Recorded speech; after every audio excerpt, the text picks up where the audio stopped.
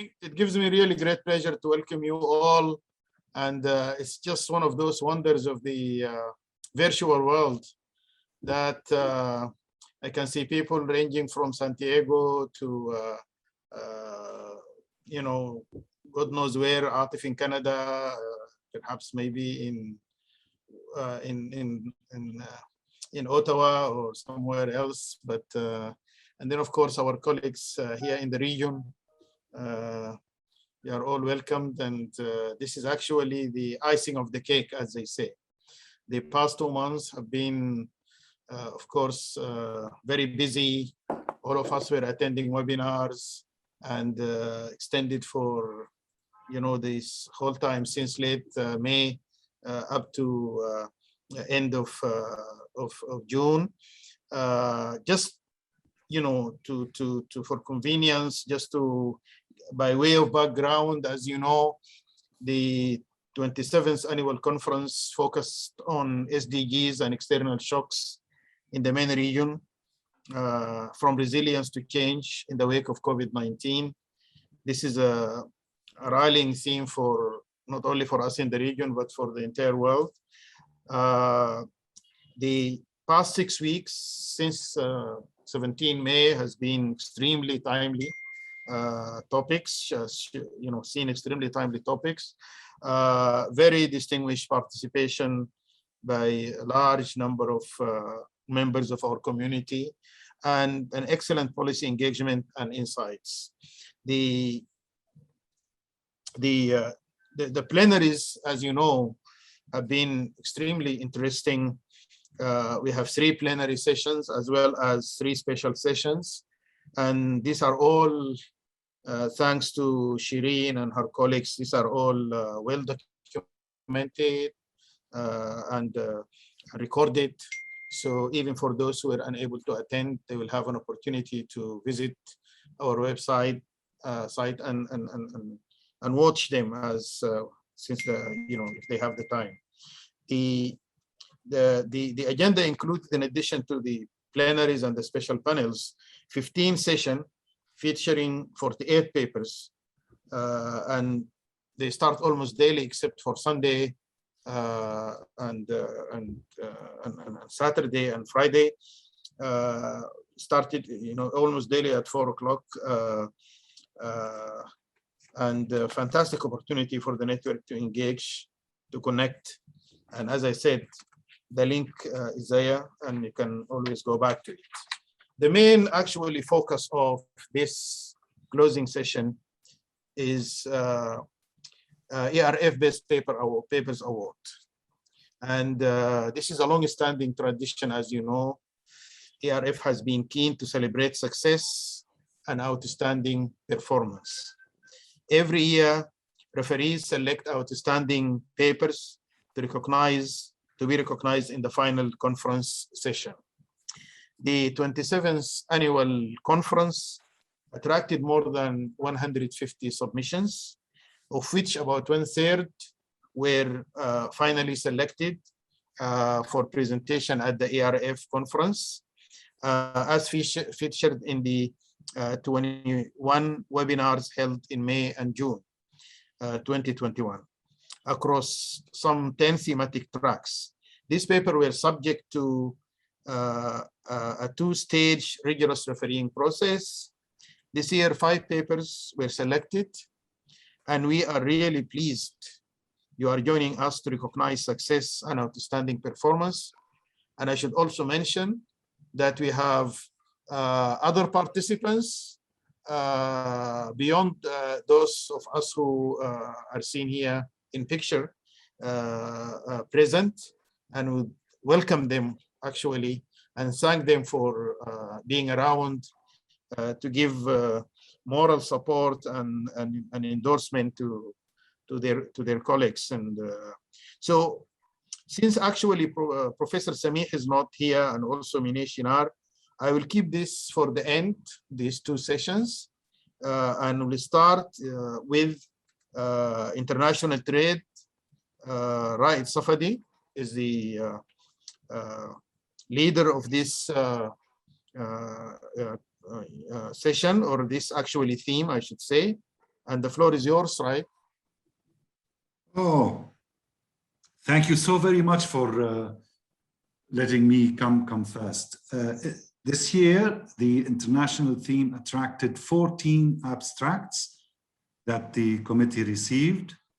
I myself, along with my friends and colleagues, Ahmed Ghunaim and Benar Hukman, reviewed them, and 8 were accepted to go forward. And of these 8, 5 papers were received, 5 papers were accepted, in fact, for presentation in the annual conference. Of the 5 papers that were presented, 1 paper revisited the regional integration arrangements in the region. 2 papers focused on identifying the emerging trade barriers facing exports from the region, including through border carbon adjustment, and also for countries under sanctions. The other 2 papers analyzed Tunisia's trade opportunities and vulnerabilities. Now, without further ado, the Best Paper Award in International Economics goes to Sevil Ashar, and I'm sorry if I'm mispronouncing your name, Ahmed Atil Adjitsi, and Erinch Yeldan for their paper titled Potential Effects of the EU Carbon Border Adjustment Mechanism on the Turkish economy. The paper actually addresses a very critical policy issue for not just Turkey, although the focus of the paper itself is on Turkey, but all EU trading partners, including, of course, the Mediterranean trading partner of the EU in our region. And what will be the effect of the adoption of a carbon border adjustment mechanism to prevent carbon leakage as the EU implements the EU Green Deal? It has an associated increase. This Green Deal will generate an increase in the price of carbon emissions generated by economic activities that occur within the EU. Now, whilst the precise contours of this deal, the Green Deal, are still unclear, the EU Commission is expected to issue a proposal, and Bernard is telling me next month in July 2021. However, a draft document was leaked recently and provides information on what is likely to be done. Now, the paper actually finds that the carbon border adjustment may bring a carbon bill to Turkey, to Turkish exporters, of 1.1 to 1.8 billion euros annually, depending on whether the ton of greenhouse gas emissions is priced at 30 euros or 50 euros.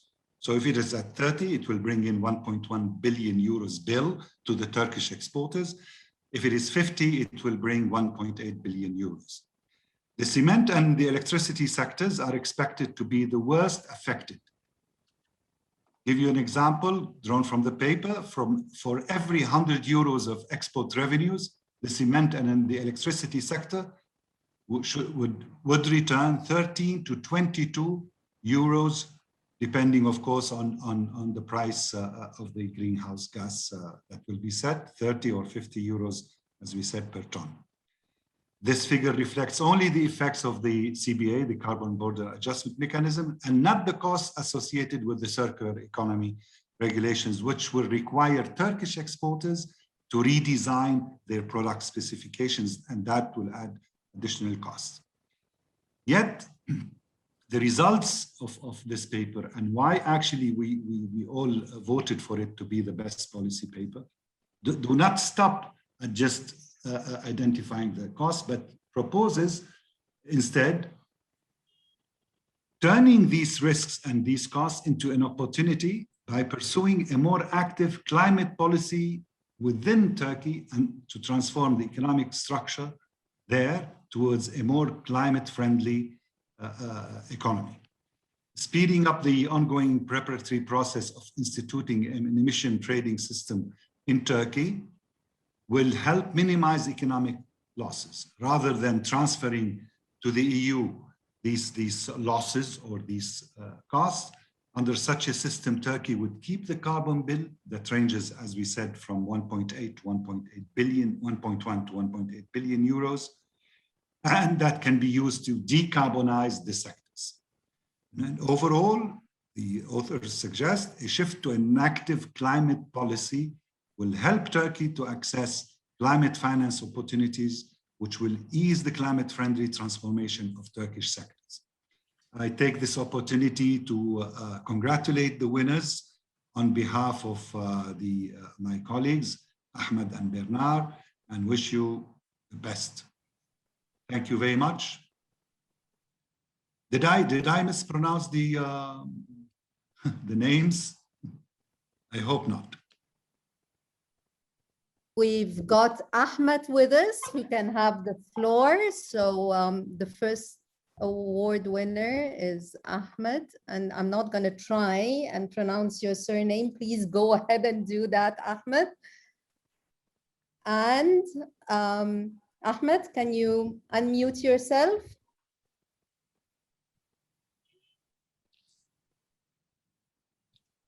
Ahmed, can you unmute yourself? Sorry. Thank you everyone. Good afternoon. Thank you, Mr. Safadi. Thank you, Mr. El-Badawi. Let me start by thanking the people behind the organization of the conference. Actually, despite all difficulties, all the sessions were held seamlessly, and it is thanks to the great effort of people like Shireen, like Hoda. Well, I mean, I feel very lucky and honored for having found a chance to work with my co-authors, actually excellent personalities, Ms. Sevil Acar, who is with us today from Boğaziçi University, and Mr. Erinç Yeldan from Kadir Has University. Of course, on behalf of my co-authors, I would like to thank the selection committee members. We thought that it was a good paper, and it is extremely encouraging to see that our feelings were also shared by the selection committee. So, well, the paper analyzes the possible impacts of the European Green Deal that was announced in December 2019 on the Turkish economy. It was not a paper started by an academic curiosity, I would say, but due to a sense of alarm in the Turkish business community. In the spring of 2020, we were approached by the TÜSİAD, the biggest business association in Turkey, and asked to write a report on the issue. Whether I should thank or not the COVID-19 related lockdown, most of the analysis have been made under abnormal conditions, which might have helped to find innovative ways to measure the impacts. The sectoral carbon border adjustment tax rates we calculated took lots of attention and helped to open the eyes of many, both in bureaucracy and the business community. Since then, we have been invited to countless webinars to talk about the issue. Well, our methodology seems to be like boringly standard, which is IO methodology, input-output methodology, but the question we asked was quite new and original, and input-output actually proved to be the most ideal methodology for such a task. So we are extremely satisfied with the research that may play a role in changing Turkey's climate policy. We would also like to thank Bernard Hökman for his valuable and insightful comments on our paper. And let me conclude by thanking you all for your warm reception and wish you good luck in future conferences. We would like to congratulate also the authors of the 4 other papers that won the Best Paper Award. Thank you, and hope to meet you in person in future events. Lovely to have you, and the certificates for your kind self, for Sevil, and for Ernik are gonna all be posted to you with all kind regards. Hoda will be managing that certificate there, signed and sealed by Dr. Ibrahim, to witness that accomplishment. So congratulations again. And Dr. Ibrahim, the floor is yours to go on to the next one. Thank you very much, Shireen, and thank you, Ahmed, and your colleague. And I don't see Dr. Ahmed Ghunaim here, but I see Bernard. Bernard, do you like to make any comments about general comments about this, the status of research and international trade, and in your group with Riot. Do you want to say anything? Yeah, hi, sorry, I didn't realize my camera was off. So hello to all. My background is not as nice as Raad's, but hopefully that will change soon. So let me also congratulate you on the paper. In terms of the general picture,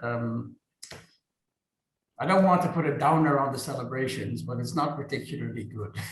So I think this year, I don't know what the problem was, but we had a pretty small set of papers. So I think maybe one of the things we should be thinking about collectively is how do we re-energize the trade investments integration parts of the ERF. But I think that's not really a subject for today, but I think it is something that we need to take note of. So the paper, the carbon border adjustment mechanism is really exactly what we need. It's very policy oriented, but it's also, it's rigorous. So that's great, but I would love to see you having had more competition this year. So it would have been, that's something we need to work on. So thanks again. And sorry, I can't be with you, especially in the place that Raad is at. That looks really good. Man, miss you so much. Miss you. This is the longest ever periods that we haven't been able to see each other, all of us, collectively and individually. What a pity, but hopefully next year, we will remedy all that with more and more meetings and more good times together. And of course, hopefully we review more papers from the international theme and meet new scholars. Thank you, Raed. Thank you, Bernard. Maybe we'll move now to, since actually I realize, Shireen, that we'll be asking you to make 2 consecutive presentations. So in that case, it would be better to ask you to give the finance theme now, and then we keep the political economy for last, just in case if Professor Samih is able. All right, perfect. Thank you, Dr. Badawi and Shireen. We have almost similar situation to what Raed has discussed. We received 16 papers. We selected 8 for resubmission, and we chose at the end final 5 papers. The subject ranged quite a bit. It was a wide range, some very good papers too.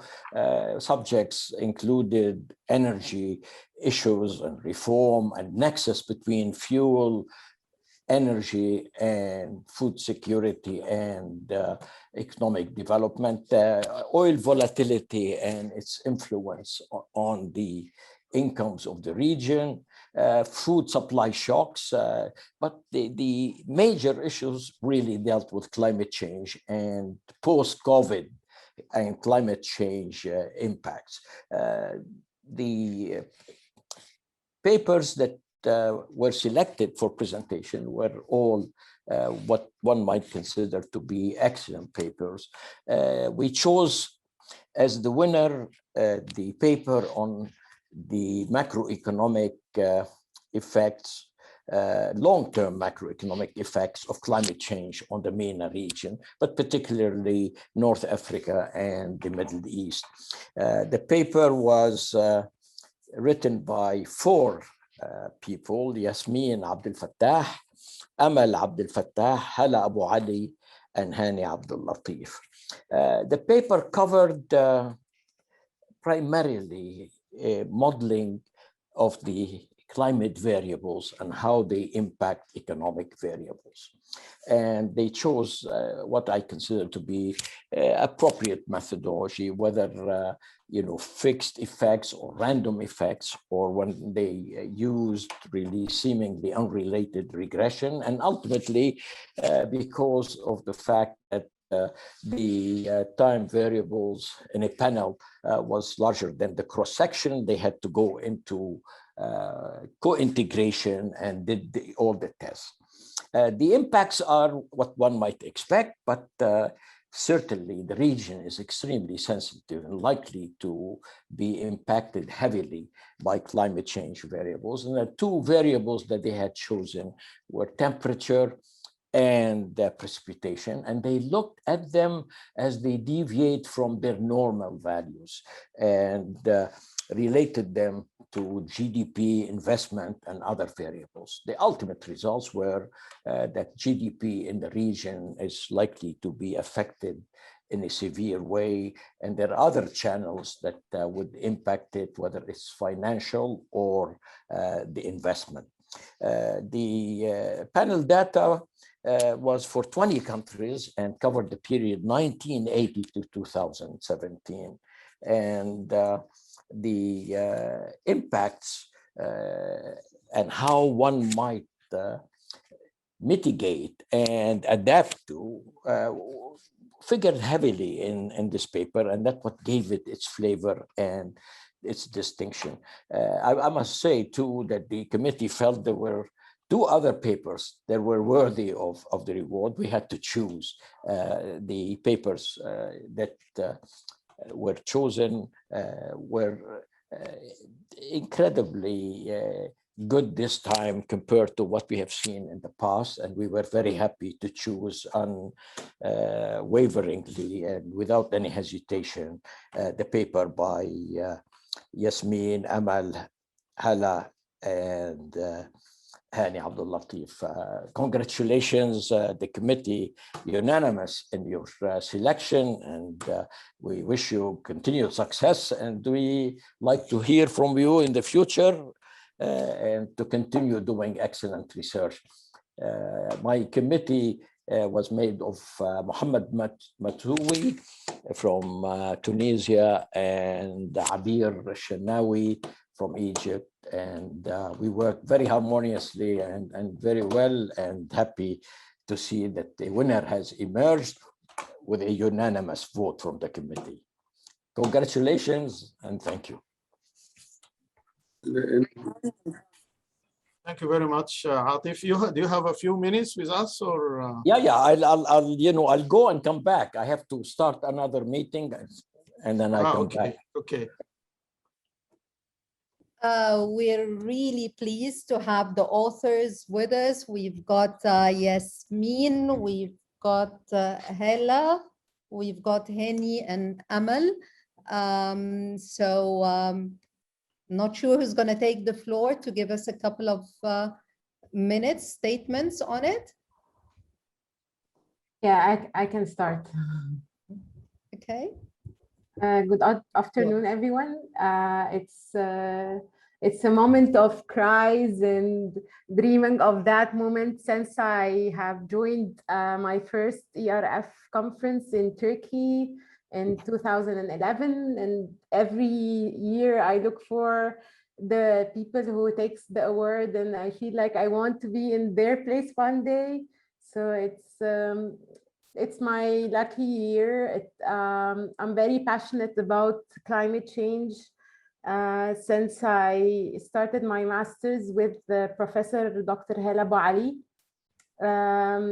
It's a very interesting and very the topic itself, it has a lot of questions that we need to answer back in the region.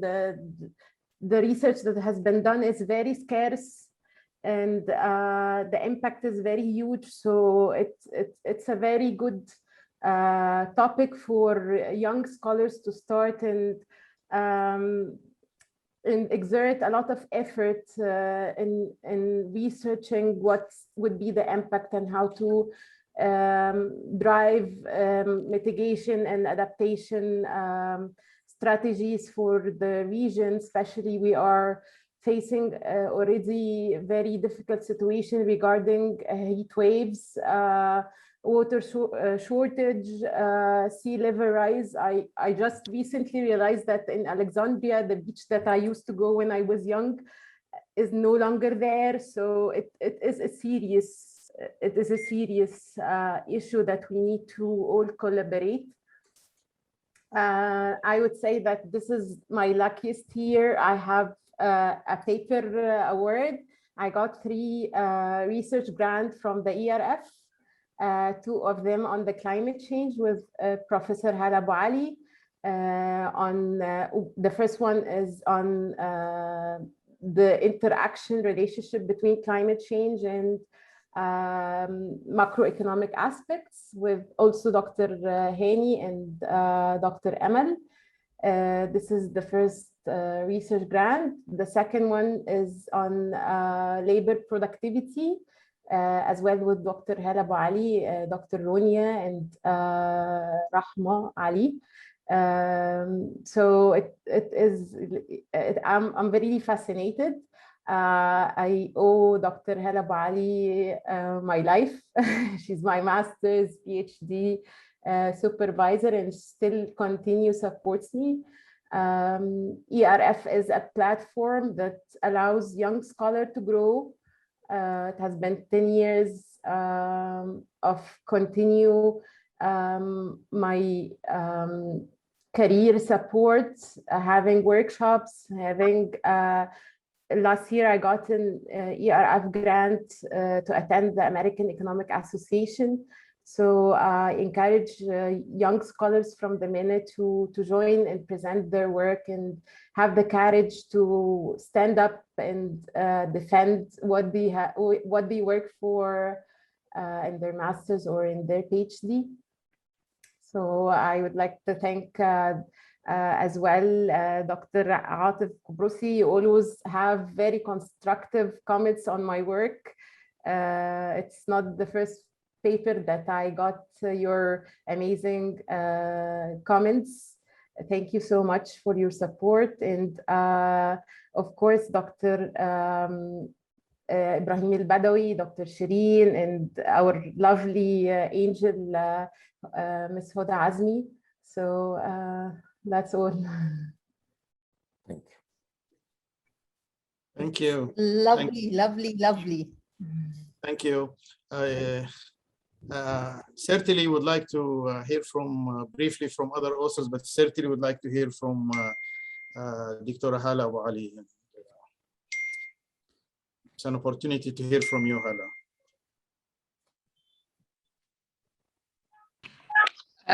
Thank you very much for Dr. Ibrahim, and thank you, Dr. Atif, and thank you, Yasmin, for the touching words. We don't want to take more than our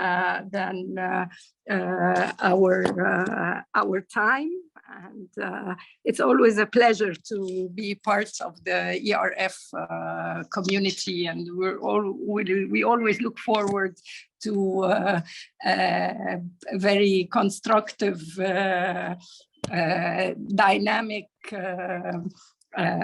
interaction, actually, and we wish that next year we will have a physical conference and not a virtual one, though I think that the organization was more than perfect this year. So it's like we got the grip of having virtual conferences, but still we demand physical ones if the situation of the pandemic permits, inshallah. Thank you very much. Thank you. All right. Maybe very briefly, anyone from the authors group would like to say a few words? Hani, would you like to come in? Just want to thank the ERF and the selection panel for the amazing effort for organizing this conference and giving the situation and the pandemic. I'm always like impressed by what the ERF what the ERF did in the past, but actually the ERF continue to impress me in terms of how much they will organize and how much they actually can overcome challenges. So of course, my thanks to everyone from the ERF committee and the ERF organizing committee as well. Thank you so much. And also, of course, we are very pleased to have received this award. It's always a privilege to be here today and receiving such very prestigious, I consider it one of the most prestigious awards in the MENA region. Thank you so much. Thank you. Go to Belgi. Health, nutrition, and social welfare. Good afternoon, everybody. First, I would like to thank ERF again for organizing this conference. Also, all of the authors for the great work. I also want to congratulate all of the authors who win the Best Paper Awards. For the health, nutrition, and social welfare team, we have evaluated 7 papers. They were mostly related to COVID-19, and few of them were on the general health topics. All of those were very interesting to read and well studied. But of course, due to space limitations, we had to eliminate some of them. And eventually, we have selected 4 papers to be presented in the session. We had great presentations and great discussion with the contribution of all presenters, co-authors, and participants. And among those 4, we have selected Hanifa Pilvar and Kawsar Yusufi's, I hope I pronounced them right, papers titled High Rate of C-Section and Its Consequences for the Timing of Birth for the Best Paper Award. This paper studies the relationship between C-section rates and its implications for the child health in Iran. Particularly, they look at birth weight and gestational period. They use an exogenous shock, a major policy change that decreased the incentives for C-section, both in the supply side and the demand side. They have a great data set. They have access to all birth records in Iran between March 2013 and March 2015. They have detailed information about all births, mother's characteristics, birth outcome, children characteristics, and also they have information about the doctor and hospital. They have identifiers for all of them. So it's a great data set. It's like an applied economics stream. It's like a treasure. I'll stop here and let Hanifa or Kawsar to tell you more about the paper. And I'd like to again congratulate them for this paper and also again all the 5 papers. And thank you for all of you. Okay. Thank you very much, Belgi, and like to hear from the 2 winning authors. So thank you, Dr. Ibrahim, and thank you so much, Belgi, for your kind words. It's a great pleasure for me and my colleague that we are selected as one of the best papers of this year conference. So ERF was a great opportunity for me to basically share the findings of my research with other researchers who are working on the similar topics in the West Asia and North Africa, and specifically because I was working on a health issue, which is a common problem in many countries. I was working on high C-section rates, which is very high in Iran, and it's also a health issue in other countries, including Egypt and Tunisia. And it was a great opportunity to receive comments on this paper because it was a policy evaluation paper and we evaluated the larger scale healthcare program conducted by the Ministry of Health in Iran, and so basically which can also be implemented by other countries to control the growing C-section rates. So this paper was a starting point for me to basically focus on the incentives of healthcare providers to basically induce the demand among the patients. And basically this was the first step, and I want to expand the research on healthcare provider incentives. And in the end, I wanna take a moment and thank all the ERF community, the anonymous referees, and also Belgi and Marwan, who had a very insightful discussion on our paper in the conference session. And a special thank to conference organizers, especially Shirin and Hoda. Thank you so much. Thank you, Hanifa. Kausar, you like to say a few things? I would like to thank you for providing this opportunity. It's a great pleasure to be here. And I hope that this opportunity be continued for other scholars to spread the words, the economics in the MENA regions in different aspects. And I'm very glad that Hanifa and I are one of those scholars. Thank you so much. Thank you. Thank you all. And certainly this is a very interesting area of research. And I think it gives us an opportunity also to collaborate with public health networks in the region. This is part of the issues that I think will become very prominent as we move to the model of universal social protection, including universal health care. You know, it's very important for us as economists or socialists to you know, to get involved in these kind of issues. Shireen, are you going to start the political economy, or we start the we'll try to hear Millie. Welcome to the ERF community. I am taping this lecture, unfortunately, because I'm traveling, and am very glad to present the Best Paper Award for the Finance section on behalf of the Finance Refereeing Committee for the ERF's 27th online conference in May and June 2021. We received 30 abstracts for the finance pool, and rerouted 4 of them to the macro sessions. They were more suited to the macro sessions.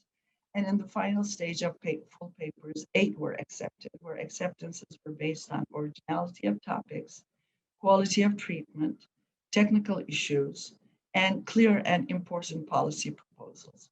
Therefore, our acceptance rate of the papers are about 30%. These 8 papers discussed many extremely important financial topics. One paper studied how economic, political, and institutional factors affected the choice of exchange rate regimes over the 1984-2016 period for 8 MENA countries. The authors found that a democratic political regime, a low level of corruption, and a more independent central bank increases the probability for a fixed exchange rate regime.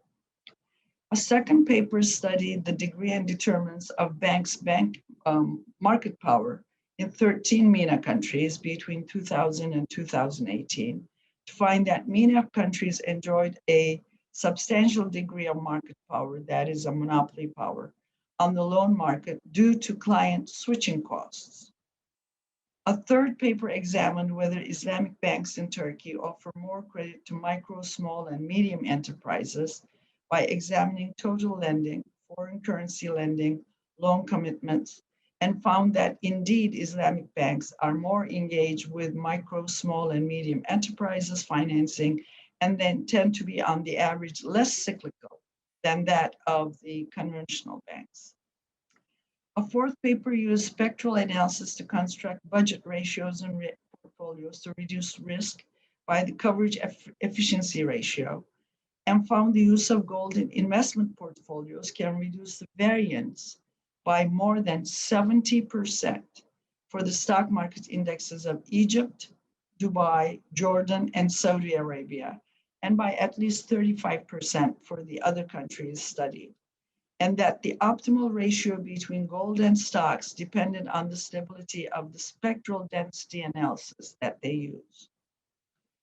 A fifth paper compared 4 cryptocurrency exchanges of Binance, Latoken, KuCoin, and Cash, Based on the daily prices of cryptocurrencies over the period from 2017 to 2019, the authors found that Binance can be considered as the survival of the fittest of all these, between all these four exchanges, for the authors are looking for a universal crypto exchange. A sixth paper studied the role of political institutions and the terms of trade volatility by using 5 government regime brackets from political science, and in a way combined political science concepts with economics. They showed growing divergence in bank concentrations between the Middle East monarchies versus the other regime types, and the Middle East monarchies also tend to be a single item exporting countries.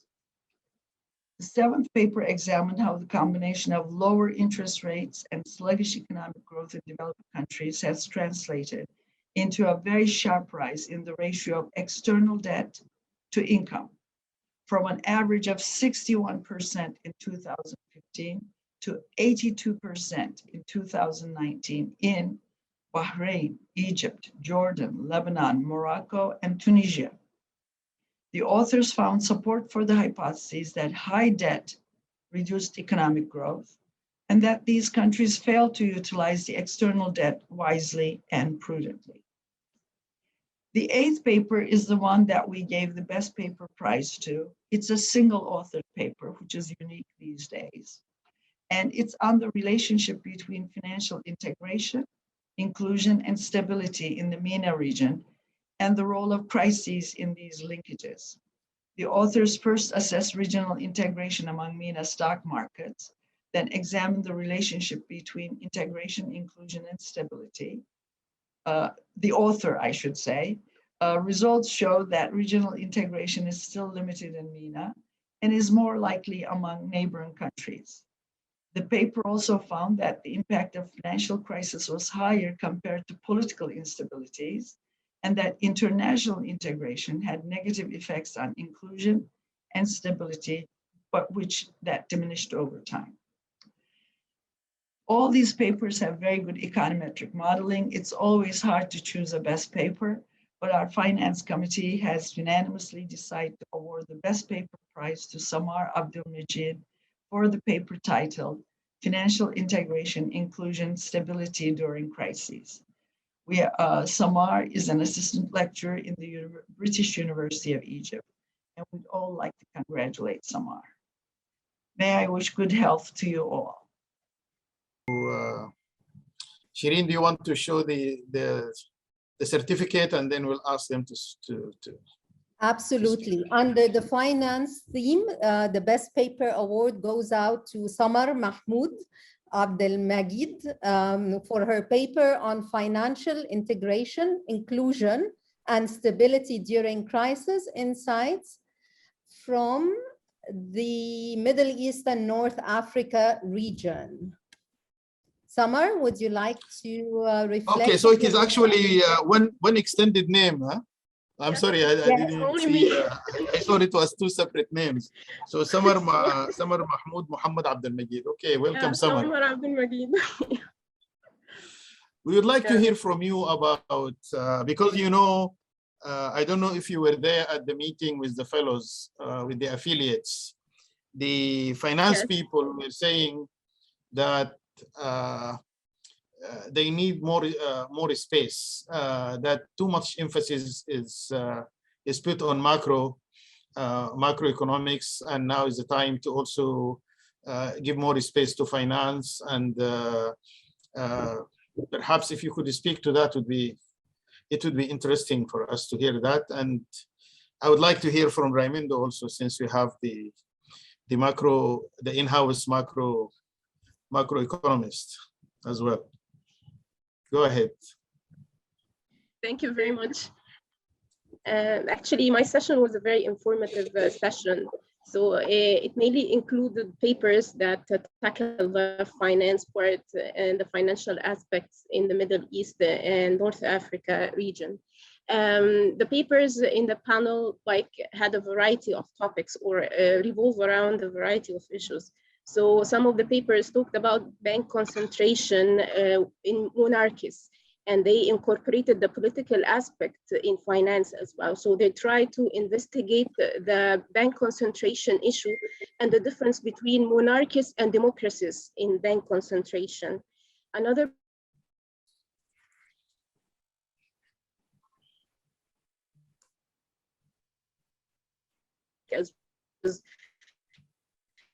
Samar, which we're is losing actually you. formulating. Yes. You got actually my bandwidth and my internet momentarily. connection also bad. Just momentarily, just the last two statements. It's okay. Go on. Yeah, it was working fine till my turn. It happens to me all the time. So I was talking about the session. I don't know where you can hear me, or which part you were able to hear me well, but I was talking about the session, which was very interesting. It tied finance to the political economy. So one of the papers talked about bank concentration and the difference or the comparison of bank concentration in monarchies versus democracies. So this paper tried to tie the political economy to finance. Another paper also talked about cryptocurrency, the future of digital finance, and it was a very interesting topic, and it's one of the rising and formulating issues in today's world. For my paper is talking about the financial integration, inclusion, and stability in the MENA region. So in this paper, I try to tie between the three issues or phenomena, which are very big and very complex and combine many dimensions. So I try to study the impact or the interdependencies between the three issues in the Middle East and North Africa. So usually we witness progress, a great progress in financial liberalization and development. However, this progress is not reflected on people's lives and on poverty and inequality. Actually, inequality now is rising. So despite of the fact that economic growth is increasing, inequality and the feeling of, yes. Can still hear me? Go on. Okay. Go on, Samar. So my paper tried to investigate the interdependencies between financial integration, which is one aspect of financial liberalization and openness, and financial inclusion and stability in the Middle East and North Africa. We all know that MENA is one of the lowest regions, perhaps financial inclusion. So this is one of my research integration of inclusion, financial inclusion, the impact of finance on development and on poverty reduction and inequality as well. Actually, I try to investigate regional integration versus international integration. So I try to look at the regional integration within the Middle East and North Africa. And one of the interesting findings I got is that regional integration actually might have positive impacts on inclusion. However, these impacts could not be maintained for longer time periods, and that regional integration can sometimes mitigate the negative implications in terms of spillover effects that can come with the global international integration. So, of course, it was one of my great pleasures to be accepted in the conference. It's one of the most reputable and biggest conferences on economics and finance in the Middle East and North Africa. I was really honored and very happy to be accepted first to be included in the conference. Okay. And thank you so much. Thank you very much. First, thank you. Thank you. Okay. So do I have more time to? Thank you, Samar. Just to, since I, but just since we are in this topic and we are moving in a direction whereby they will be thinking about virtual currencies and Bitcoins and digitalization. Ramindo, if you could enlighten us with a few comments about how do you see the nexus between macroeconomics and finance, moving forward. Hi, everyone. I wasn't expecting to say anything. I was just an observer. But anyway, since you threw the ball to me, I would like to say that my views on what's going to be the future for micro research, at least in the short run, is that we will have to face all the imbalances that the COVID pandemics will put on the fiscal side, on debt, on labor markets, because the labor market is going to change in the future due to this ability we're developing to work from a remote location. That's going to change a lot the dynamics of the labor market. But also in terms of financial issues and what Samar was just saying, basically that the pandemics and the new technologies will allow for the financial sector to spread to regions and to households and to firms that were severely limited in terms of access and financing. So my hunch is that at least for the next, say, 5 years, we're going to have a shock coming out from the pandemics that will change a lot of the issues that we took for granted, right? So the role of the financial sector will change, the role of the labor market will change. That will put a lot of pressure on the macro, but most of all coming from the debt, which is increasing at a very high speed, public debt in particular, and the fiscal imbalances that we will have to deal with. Otherwise, issues like inequality and poverty, control poverty reduction, and the like will be severely limited by the lack of financial resources in the government. So a number of papers in the macro area actually try to cover that kind of topic, and there was some connection between the recent pandemics and the research that the researchers sent to the macro group. I don't know if I made sense with what I was saying. Thank you, Ramindo. Absolutely. You made a lot of sense, and I will briefly follow up this issue in the last closing when we talk about the 28th, the forthcoming annual conference. Back to you, Shireen, Sure. regarding the last session, the last theme. The 5th Best Paper Award goes out to the political economy paper, very special paper, and I'm going to be reading what Samih kindly prepared for us.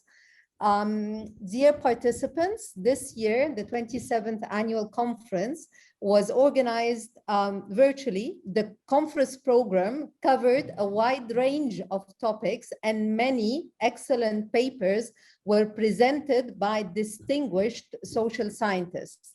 17 papers were submitted to the political economy main theme under the conference, and 9 papers were accepted for presentation. Broadly speaking, the accepted papers make important contributions to the topics related to political economy of conflict and its links to macroeconomic conditions, institutions, and socioeconomic outcomes in afflicted countries.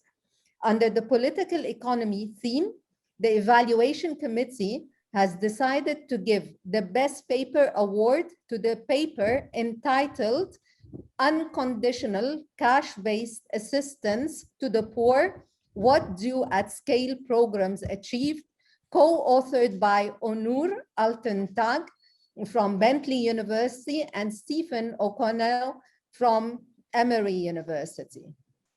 The paper studies the effects of large and temporary income changes on consumption patterns, food insecurity, livelihood coping strategies, child well-being, and health among Syrian refugees in Lebanon.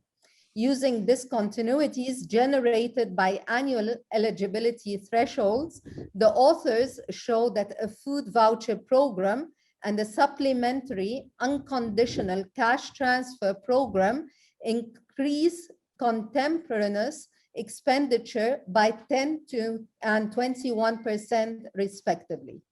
Both programs generate immediate positive effects on child well-being, food security, and livelihood coping strategies. But there's no evidence that any program effects persist 6 months after the transfer ends. Although cash savings and the stock of durable goods increase while receiving assistance, households liquidate and spend these assets during or soon after the beneficiary period. Effects are similar for new and continuing beneficiaries, suggesting that the length of assistance cycles does not increase consumption smoothing. These findings are consistent with a highly volatile economic environment in which large asset transfers, given our long assistance terms, are unable to yield sustained improvements in well-being. Generally speaking, the paper provides convincing causal evidence that unconditional cash transfers can have notable effects over very short term, but their effects do not persist over long term, even at sizable transfer values. The paper also proposes various mechanisms. I would like to congratulate the authors on behalf of the organization committee.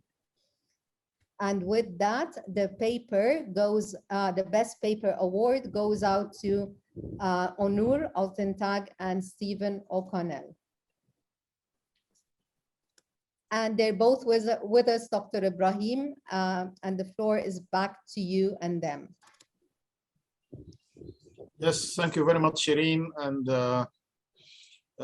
obviously, this is a very interesting initiative, the unconditional cash transfers, and we will see more of it. In fact, and definitely this kind of research should be extremely important to assess the effectiveness of the cash transfers, either conditional or unconditional. So the authors, thank you very much for attending, and congratulations. And we would like to hear from you. All right. Hi, everyone. Thank you so much for having us here, and thank you so much, Shireen, for the generous introduction. We are very happy to be here. I'm particularly happy because I was in bed with high fever over the last 2 days after an accidental dentist visit in Istanbul. So I didn't have a good speech prepared, but I'm very happy. I'm very happy to be here. Thank you very much for organizing the conference and the referees and recognizing our work. On our turn, I think it's important to note that this comes out of our collaboration with implementing agencies, UNHCR and WFP in Lebanon since the mid-2018. And this active research agenda involves things that have come out and published, and there are things that are in process, like the paper that you heard during the conference, and we are still on collaboration with them to actually pursue policy relevant research. So that's a good example of, I think, collaboration with these agencies that we are very proud of. We do micro work and we do a lot of field work. So this involves a lot of using a lot of administrative data linked to survey data. Sometimes field visits to design surveys and interventions and so on. So behind the research, there's a whole team of survey collectors and field workers and field officers and managers and so on that are mostly based in Lebanon. So I think it's important to recognize their part on this research. Broadly speaking, we are interested in this paper, in this specific paper. What we want to answer is a broad, kind of like a long-lasting question. Whether the cash transfers, what are the limits of cash transfers in terms of effectiveness to provide sustained poverty alleviation? They're easy to, because they're very popular across the world, especially in Latin America. They're easy to implement, they're transparent, they directly address the liquidity and credit constraint issues that poor people face on a daily basis. But they reflect some some argue that their effect go beyond that because it generates savings and it reduces the reliance on expensive credit, which is often the case for the refugee population. So their effect might not be only immediate, but they might actually lift people out of one equilibrium to a better one. Maybe not poverty alleviation completely, but they might make their lives better perpetually. But there are critics of this approach because, once you acknowledge the fact that poverty and vulnerability is a multidimensional phenomena, then addressing that would require that kind of intervention, and cash only might not actually enough if the people in poverty don't have access to other markets, for example, and so on. So that kind of the research question that we ask in this paper: are the cash transfers just tools for temporary relief, or they provide sustained poverty alleviation in the context of Syrian refugees in Lebanon? The context is quite interesting because of the way that these programs are implemented. It generates very strict and sharp discontinuities around the eligibility based on a proxy means testing program. So we can take advantage of that and use it as a natural policy experiment to estimate to set a causal framework and look at the really seriously taken effect sizes and so on. And what we find is that it's kind of in line with our qualitative assessment after spending many years in the field. Is basically, these programs are excellent in what they aim to do in terms of providing temporary relief, increasing consumption, increasing well-being, reducing food insecurity and vulnerability, and so on. But both programs, their effects vanish once the program cycle is over, which kind of justifies the fact that, the approach to the refugee issue, specifically forced migration, should be different than a classical safety net program based on only cash, because of the fact that the volatility is much higher for the refugee population. The rent and housing and the labor market access and the credit market access is very different for forced migrants. So the programs, they try to alleviate poverty on a more permanent basis, should take into consideration these facts. And this is kind of the simple takeaway from our study. Again, thank you so much for having us here, and it was a pleasure to be part of this community. And we hope that in the future, we know that we're going to be coming up with new projects. So we hope that we still be part of this annual important conference. And after saying that, I want to pass to my co-author Stephen O'Connell, who's at Emory University, who wants to say a few words to you. Thank you very much. Okay, thanks, Professor O'Connell. Thank you, everyone. It was this was my first experience with the ERF annual conference, although of course I've been aware of it for some time. It's again, I'll just echo what my co-author said. It's such a pleasure to have been accepted, to have been recognized in this way. We're really grateful for the feedback that we got at a couple different stages in the review process. Also, our session was very lively, and we were very appreciative of the comments we got during the conference, and as well as to extend thank yous to all who took time to read and review our paper, and congratulations to the other winners today. I'll keep it brief because so thank you. Thank you so much. Thank you so much. I appreciate it. I think we now come to the closing. Unless any one of you guys want to make any comments, Atif or Raid or anybody else. So we move to the closing. Okay.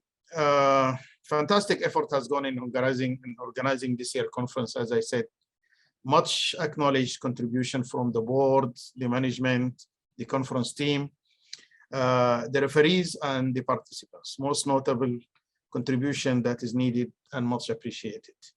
Excellent job, Huda Azmi. So Huda has always been behind all the success of the logistics of organizing conferences at the ERF, all conferences, all workshops. And she usually and her colleagues get an applause, you know, but I think we can do that virtually to give her a hand of applause. Thank you, Huda, for all the support and effort you're making. And of course, you know, the captain is Shireen Ghunaim, who is the person in charge in orchestrating the 27th annual conference and the conference before that, and inshallah also the next conference, annual conference, the 28th annual conference. Their input and dedication has been exemplary, and also the support that all other colleagues at the ERF management and staff across the departments of research, communication, admin, and finance teams are all gratefully acknowledged. So finally, let me say that we would look forward to the ERF 28th annual conference. The selection of the theme has always been our practice, is done in a participatory way. We presented 3 topics to the research affiliates and research fellows, and there was a very strong preference for the theme revisiting macroeconomic management in times of crisis, and we added also, just to give a little bit some flexibility, and added and beyond. So the theme is revisiting macroeconomic management in times of crisis and beyond. And we designed it, in fact, yesterday we had a very good engaging meeting. We designed it in such a way that it's not, even though the overarching theme is macro, but there will be issues like political economy of expanding the fiscal space. We know that actually from the barometer, African barometer and the Arab barometer and Middle Eastern barometer, that there is a deep-seated political economy issue related to the perception of the public about the state. And so it is not just, even though we talk about the, there will be a, you know, a topic on digitalization and the impact of digitalization on expanding the fiscal space. I was attending a webinar the other day, and there was an experiment done by the World Bank on Uganda, and they actually assessed that should the tax bureau in Uganda be automated and staffed with you know, young technology savvy and better educated staff, they could actually save about 500 million in 2 years of tax evasion and tax avoidance that could actually be controlled. And so this is an important, very micro issue under the big umbrella of the new macroeconomics or revisiting macroeconomics. There will be political economy, as I said. There will be discussion or topics on the issue of social protection, particularly cash transfers. We'll discuss that, as well as the formalization of the formal labor market and firm sector in the region. So there will be hopefully very soon an announcement. So stay tuned, and we look forward to having you all next time. And should actually we are able, not we, but our countries are able to make significant progress in the fight to control the pandemic, especially in our home country, Egypt.